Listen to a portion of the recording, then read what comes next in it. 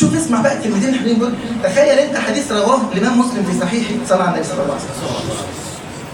النبي صلى الله عليه وسلم راى خاتما من ذهب في اصبع واحد من الاصحاب، صلى على سيدنا النبي صلى الله عليه وسلم، فنزعه صلى الله عليه وسلم والقى به على الارض وقال: يعمد احدكم الى جمره من النار فيجعلها في يده ثم ذهب الحديث صلى الله عليه وسلم.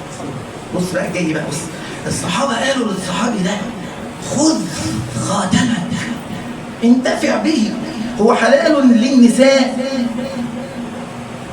إذا أردنا أن يرتددنه، وحلال للرجال إذا تاجر في الذهب. حلال تتاجر في الذهب بس ما تلبسوش. صليت على سيدنا النبي صلى الله عليه وسلم. حلال تاجر بيه، بيعه وخد فلوسه.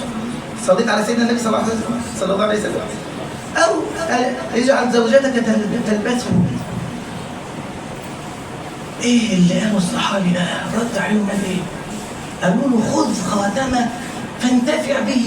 بص بقى نص الرواية في مسلم: لا والله لا آخذ شيئا ألقى به رسول الله على الأرض. لا إله إلا الله. لا والله لا آخذ شيئا ألقى به رسول الله.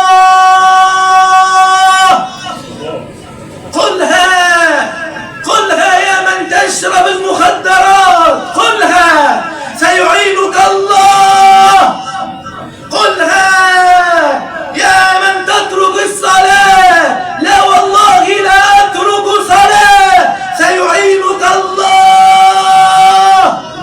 قلها يا من تعق الوالدين، لا والله لا أعق الوالدين. قلها وسيعينك الله. وحي لا إله إلا الله.